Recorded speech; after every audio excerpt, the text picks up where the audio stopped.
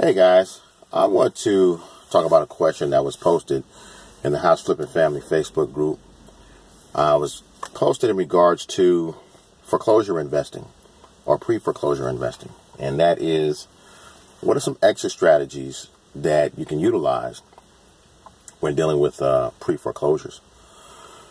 And so if you all are looking for foreclosures, there's going to the first link in the description. There's foreclosures. I guess this website has foreclosures in all 50 states. If you all are looking, and you all are looking to target foreclosures in your area, click that link. But let me give you a bit of context around when I use the word foreclosure and pre-foreclosure. Essentially, I'm talking about the same thing. I'm talking about a house that is getting ready to be taken back by the bank. That is foreclosure. They've fallen so far behind on their mortgage that the bank has started the legal process of saying, hey, you know what? You haven't made a payment, so we need to go ahead and take that property back.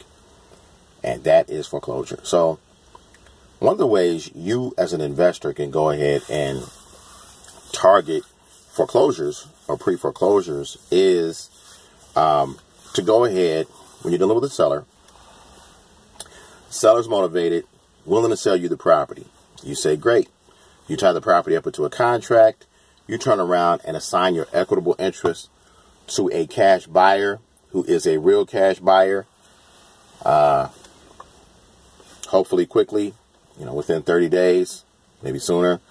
You all go ahead, close the deal. Bam. That is a straight up wholesale deal. In other words, you tie that property up into a contract. You go ahead, assign your contract to a cash buyer. And when that deal closes, you get a check. That is a wholesale deal.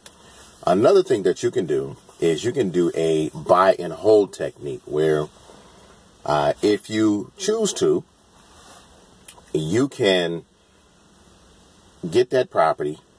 If it's a sweet deal, you can go, I would say, look into this, but you can go hard money with that deal. In other words, that property has enough equity. Hard money lender is on board. You already have the purchase agreement. Bam, you go ahead, you close ASAP. Now you have a property that you own and you have qualified for that has enough equity. You can go ahead and buy and hold that. Many investors that do not have the resources to go ahead and to qualify for a traditional mortgage, hard money is not traditional. Hard money is an expensive mortgage. And so if you have the income and the credit on back of that, it's a different story. You can go ahead and go hard money and then eventually refinance into a regular loan. However, if you want to go ahead and buy that property via hard money, you go ahead and that property has a lot of equity. So you negotiate a purchase with the seller. You go ahead, buy that property. Remember, that property is going to have an expensive monthly payment. So you go ahead, you buy that property, go ahead, turn around, give it to a real estate agent. They go ahead, sell the property. You make money that way. That is another exit strategy. Another exit strategy would be a technique called seller financing or owner financing. So let's say, for instance, give you an example. Property is in foreclosure. It's getting ready to be lost. In other words, the bank is getting ready to take the property back.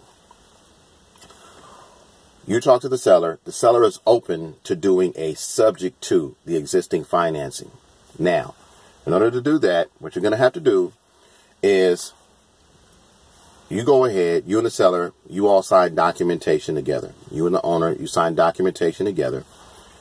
Then after that, because that seller has agreed in that documentation that they are selling that property to you subject to the existing financing, you got to take some steps to that. So, number one, get your contract signed. Number two, you have to see what the default amount is, because you as the investor have to bring that default amount current. Number three, you got to contact the lender. So with the default amount and talking to the lender, you got to do those at the same time. So what you're going to need from the seller is you're going to need a letter of authorization. you're going to need a letter of authorization. That's going to allow you to communicate with the lender. But you got to have the seller's signature. It has to be a signed document saying that the seller gives you the right to go ahead and talk on their behalf or talk to their lender about this particular property. So you got to talk to the lender. You got to bring that default amount current. And then you have to tell the lender, you need to communicate to the lender that you're going to be taking this property over subject to. I have to talk about this a little bit because there's a lot of investors out there that they'll read stuff on the internet and then they'll say, if you go ahead and you get that property deeded into your name, because that's essentially what's going to happen when you take over subject to, you're going to get that property deeded over to your name. The lender is going to go ahead and call the loan due. There's a clause in there that says that there is a possibility that if that property is deeded into someone else's name, that the lender can potentially call the note due. That's why you need to talk to the lender. Explain to them the situation.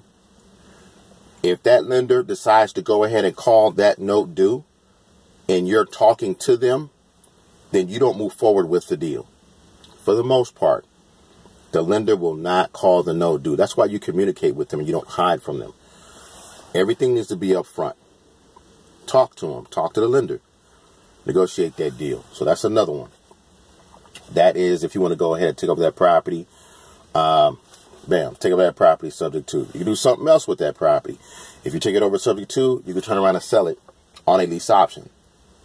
So you can either buy that property yourself and you keep it if you can afford it, or you can go ahead and lease option that property to a tenant buyer. Or what you can do along with that is you can go ahead, take over that property subject to, and you go ahead and turn around and rent it out. So with a subject to, you can do three things.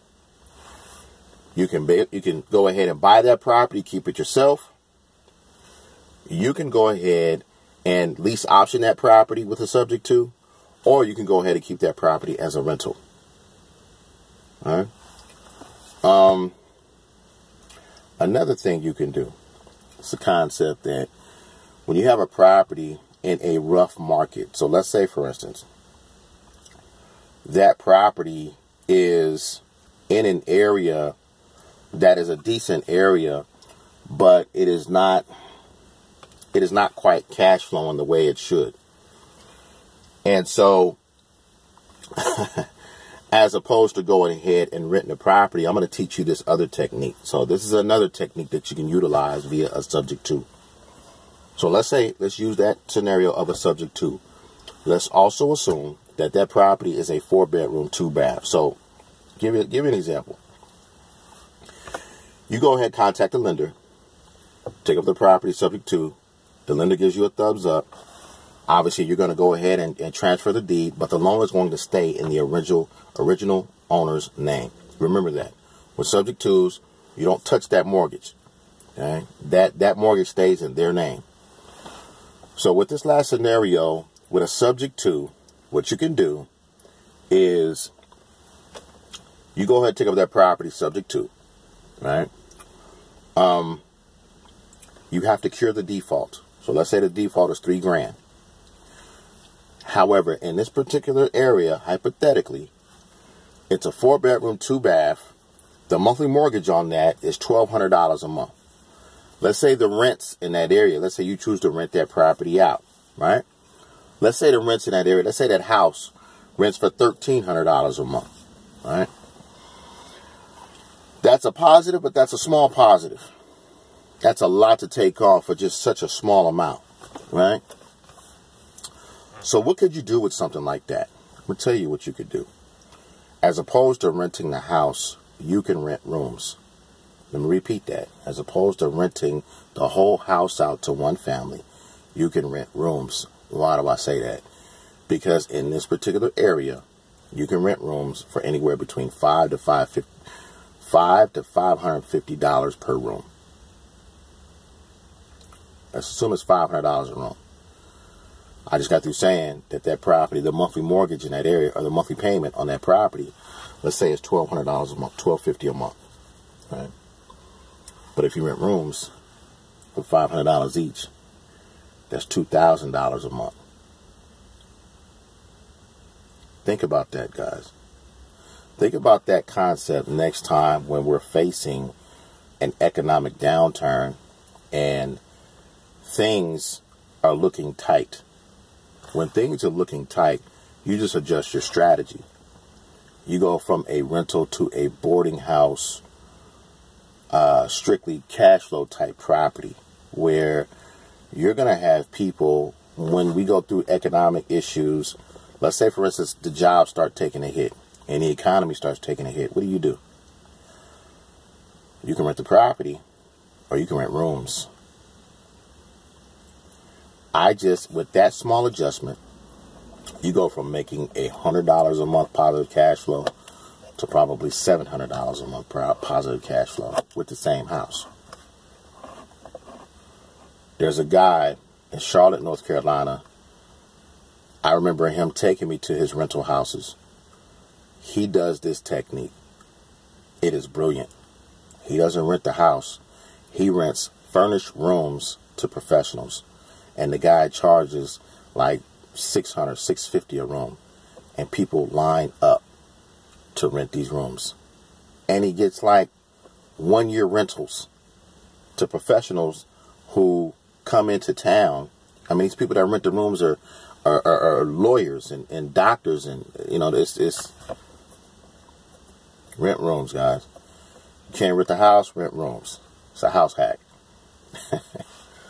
So anyways, these are just some techniques that you guys can utilize when it comes to foreclosure investing or pre-foreclosure investing.